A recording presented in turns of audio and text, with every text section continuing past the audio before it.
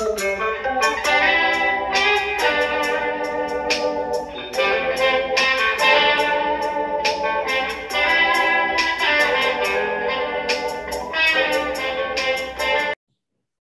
rekan-rekan, kita bersyukur hari ini kita boleh berjumpa lagi dalam acara ngopi, ngobrolin perkara iman, dan tidak bosan-bosannya saya coba mengajak para mantan itu untuk move on, seperti itu ya, supaya para mantan jangan terlalu bernostalgia dan akhirnya mereka hanya punya jualannya itu aja, berkaitan dengan saya dulu mantan, saya dulu orang Kristen, tapi sekarang saya bukan Kristen lagi. Ya semuanya jadi objek jualan para mantan ini yang menunjukkan bahwa mereka itu belum move on, seperti itu.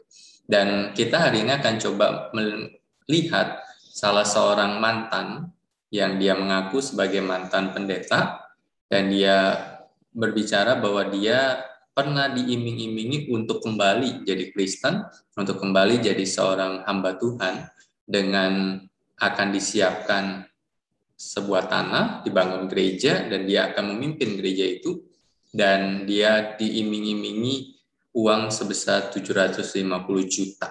Wow, jumlah yang besar. 750 juta. Kalau bangun gereja ya lumayan cukup, seperti itu ya. Tetapi dia diiming-imingi akan hal itu oleh temannya, oleh seorang pendeta besar, dia dalam penyataannya dan pengakuan secara subjektif itu, untuk dia bisa kembali menjadi seorang pendeta Kristen. Kita akan saksikan videonya sejenak. Teman saya, namanya Zohanes, seorang pendeta besar dari Jakarta. Mendengar saya masuk jadi Muslim, waduh, sudah pasukan yang di sana ini sudah ngatur strategi, datang, jerat. Halo, Pasin, ya, apa kok? Temuan ya, di mana? Galaxy Mall, oke. Ntar kita sambil pijet mesas, yo. Udah entertain. Udah, sampai di sana di Galaxy Mall sudah sambil terapi gini, sambil ngobrol dia, sambil mesas, sambil pijet kaki itu ya kan. Nah, itu. Dia ngomong, aku tahu kamu sekarang jatuh ke bangkrutan. Aku tahu kamu sekarang hidupmu merana. Tapi kasih Tuhan luar biasa. Saya terpanggil. Ya wong kok diutus, batinku gitu. Diutus dari DPP Pusat Tabernakel Jakarta. Paranono, kok Osin bilang, Lukas, asa khawatir. Ini ada duit nih, lu gua bikinin lu gereja baru, gede. Tak beliin tanahnya, tak bangunin deh. Setelah itu kamu kan pendeta, kamu jadi hamba Tuhan di situ. Udah kamu nggak usah uang dari apa ini perpuluhan atau dari kolektor. Udah kita gaji aja ntar apa ini tiap bulannya. Saya janjiin begitu. Nih duit nih di depan matamu ini, bawa. Ini ada 750 juta ini bawa nih. Allahu Akbar. Saya sampai gini. Aku wis mlebu Islam, belajar ngaji ku bayar loh. Tapi sama nanti gelem belajar Alkitab nang gereja gak bayar, mulai malah disangoni ya men. Ayo tak terno nang gone majelis gereja, sapa yang kepengin belajar Alkitab? Gak bayar. Wis aku ngaji. Wis ngaji bayar. Cek larang ya Allah ini. Hati saya ini, aduh, wis gak ono sing nolong. Keluarga ini malah nyukurno kabeh. Kapok kon gak melok Yesus. Kapok. Keluarga besar ini wanci wis. Delok ono wis nek pokoke. Akhirnya apa? Saya tidur itu. Rekan-rekan, kalau kita melihat videonya secara utuh, ya nanti saya akan munculkan di description tentang channel aslinya, maka kita bisa melihat bahwa Pak Lukas ini, sang mantan ini, bercerita bahwa ketika dia jadi Muslim, maka dia harus kehilangan 3 rumah kontrakan. Masih rumah dia sendiri dengan nominal minimal 750 juta, kali 3 aja berapa M seperti itu ya. Dan kemudian dia cerita bahwa dia mengalami hidup yang tidak terlalu baik secara ekonomi, bahkan istrinya pun bertanya, kenapa hidup kita tidak lebih baik seperti itu ketika kita pindah agama. Tetapi kita tidak lihat itu. Tetapi yang kita lihat adalah apa yang dia statementkan ketika temannya tahu bahwa dia menderita, dan temannya ini akan coba merayu dia, mengiming-imingi dia untuk bisa kembali jadi Kristen, bahkan bukan hanya jadi Kristen, tetapi untuk bisa bawa dia jadi pendeta lagi, dan kemudian mimpin gereja, dan akan dimodali gedung, tunjangan hidup, bahkan dikatakan 750 juta. Itu jumlah yang luar biasa banyak bagi saya. Dan apakah mungkin itu yang terjadi? Kalau saya pikir-pikir cerita dari mantan ini, maka saya pikir bahwa mantan ini terjebak pada sebuah konsep bisnis, sebuah konsep transaksional seperti itu ya, bahwa kekristenan itu ujung-ujungnya adalah UUD, ujung-ujungnya duit, ujung-ujungnya uang, ujung-ujungnya merayu dengan uang supaya bisa kembali misalkan. Atau banyak juga para mualaf ketika kita bicara tentang hal ini, maka mereka kaitkan dengan kalau menjadi Kristen ujung-ujungnya dikasih bantuan. Nah, itu jargon-jargon yang seringkali digunakan oleh para mantan ini. Ketika saya melihat akan kesaksian dari mantan satu ini, yaitu Pak Lukas, maka saya berkata bahwa dia berpikir bahwa gereja dan menjalankan gereja itu bersifat seperti bisnis. Dikasih modal, dan kemudian digaji, dan kemudian dikasih iming-iming supaya kembali.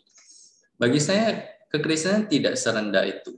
Kekristenan tidak bicara tentang bisnis. Kekristenan itu bicara tentang sebuah pelayanan. Kekristenan bicara tentang sebuah kehidupan untuk membawa orang untuk mengenal Tuhan. Memang di dalam kekristenan ada biaya yang perlu dikeluarkan. Listrik, bayar listrik kalau punya gedung, sewa gedung, itu juga perlu. Untuk juga mencukupi kebutuhan sehari-hari itu perlu. Dan itu sesuatu yang normal bagi saya. Sesuatu yang normal yang terjadi di dalam lingkup apapun di dunia ini yang memerlukan dana. Tetapi ketika bicara tentang gereja itu identik dengan bisnis, nah itu standar gereja yang tinggi menjadi sesuatu yang sangat-sangat rendah, dan sesuatu yang berbeda dengan konsep gereja, kehidupan gereja yang terjadi. Dan ketika lihat bahwa apa yang dikatakan 750 juta untuk mengiming-imingi, bagi saya agak aneh sih ya. Kenapa agak aneh? Bahwa kalau bicara tentang kenapa harus bawa seseorang untuk kembali lagi? Oh, mungkin orang beranggapan bahwa oh ya karena temannya, dikatakan temannya, dan udah bawa ke DPP seperti itu ya, DPP sebuah gereja di Jakarta dan diutus. Ya mungkin karena pertemanan, tetapi sebegitukah harga yang harus dibayar untuk membawa seseorang kembali pada Tuhan? Segitukah biaya yang harus dikeluarkan? Bagi saya pelayanan itu bukan jual beli. Berani bayar, kamu membeli, dan kamu jadi ikut lagi. Enggak. 750 juta bagi saya sesuatu nilai yang terlalu berlebihan, terlalu aneh. Kalau ada seperti itu, ya udah, yang bisa berikan 750 kalau betul ya, yang kasih 750 ya udah, bantu gereja-gereja di daerah yang membutuhkan, bangun gereja, apapun seperti itu. Karena bagi saya nggak ada gereja yang melakukan itu. Nggak ada gereja yang mengiming-imingi seorang mantan pendeta, kalau betul-betul mantan pendeta, untuk kembali dengan embel-embel uang itu. Dan saya mengajak akan membacakan 2 ayat firman Tuhan tentang pelayanan, karena itulah konsep di dalam kekristenan. Di dalam Lukas 9 ayat 23 dikatakan, katanya pada mereka semua, setiap orang yang mau mengikut aku, ia harus menyangkal dirinya, memikul salibnya setiap hari, dan mengikut aku. Jadi Tuhan Yesus secara jelas kalau mau ikut Tuhan, maka bukan dikasih uang, bukan dikasih jabatan, bukan dikasih fasilitas, tetapi kalau mau ikut Tuhan, menyangkal diri, memikul salib setiap hari, dan mengikut Tuhan. Kemudian di dalam Roma pasal 14 ayat 17-18 dikatakan sebab kerajaan Allah bukanlah soal makanan dan minuman, tetapi soal kebenaran, damai sejahtera, dan sukacita oleh Roh Kudus. Karena barang siapa melayani Kristus dengan cara ini, ia berkenan pada Allah dan dihormati oleh manusia. Dengan cara apa? Dengan cara dia hidup di dalam kebenaran, di dalam damai sejahtera, dan di dalam sukacita oleh Roh Kudus. Jadi bagi saya apa yang disampaikan oleh Pak Lukas ini terlalu mengada-ada. Disampaikan oleh sang mantan ini menunjukkan bahwa dia belum move on, gitu ya. Menunjukkan bahwa dia mengada-ada dengan apa yang dia katakan. Kenapa? Karena konsep pelayanan kekristenan adalah konsep memikul salib. Konsep pelayanan kekristenan adalah konsep anugerah. Ketika kita bisa melayani Tuhan itu anugerah, bukan karena kita mau.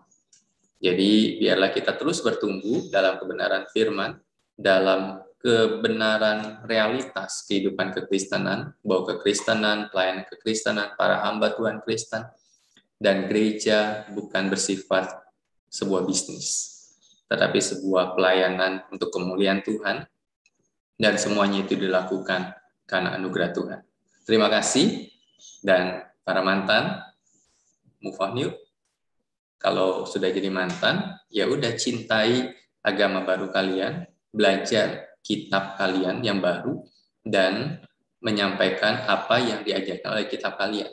Jangan mengajarkan apa yang dikatakan oleh kitab agama kalian sebelumnya. Saya Kristen, dan saya akan mengajarkan terus apa yang disampaikan oleh Alkitab, oleh firman Tuhan kepada orang-orang Kristen. Salam Ngopi BTP.